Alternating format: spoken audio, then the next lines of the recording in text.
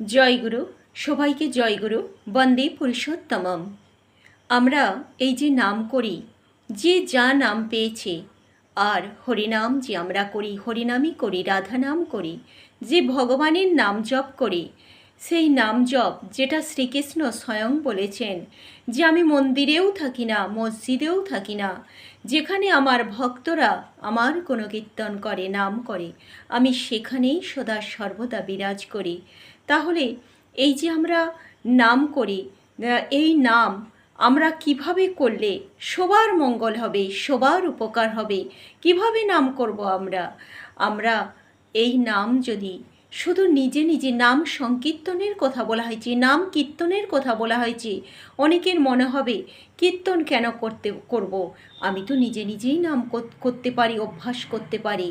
হ্যাঁ, নিজে নিজে নাম অভ্যাস শুধু যদি করি, সেটা নিজের আত্মার সেই উন্নতি হবে, শুধু নিজেকে নিজেই উদ্ধার করা হবে, কিন্তু আর কারো মঙ্গল তাতে হবে না। অনেকে বলবেন আমি নাম করব, অন্যের কিসে মঙ্গল হবে তাতে? হ্যাঁ, মঙ্গল হবে বই কি। কীভাবে না, যখন আমরা এই যে নাম সংকীর্তন করি, জোরে জোরে উচ্চারণ করি, তখন এগুলি কি হয় যে কীট পতঙ্গ, যে মানুষ, পশু পাখি, যে যেথা আছে, সবার কাছে এই নামের এত গতিশক্তি, এতই প্রভাব, এ কিন্তু সবার কর্ণকুহরে পৌঁছায়।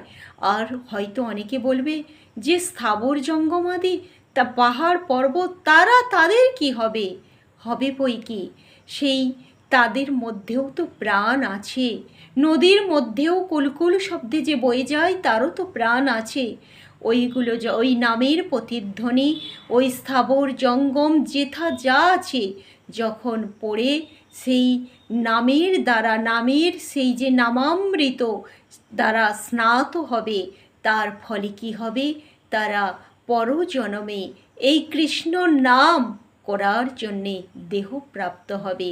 কোনো কারণে হয়তো তারা এই জন্মে তারা এইভাবে হয়তো মানব দেহ পায়নি, কোনো অভিশাপ বা কোনো কারণে পরজন্মে তারা নিশ্চয়ই সেই শ্রীকৃষ্ণের দয়ায় তারা কিন্তু সেই দেহ পাবে, যে দেহ ধারণ করে আমরা নাম করতে পারবো, প্রভুর সাথে মিলিত হতে পারবো।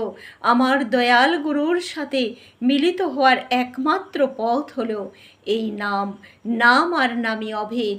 তাই যত নাম করব তত, এবং নাম সংকীর্তন করব ততই সবার মঙ্গল।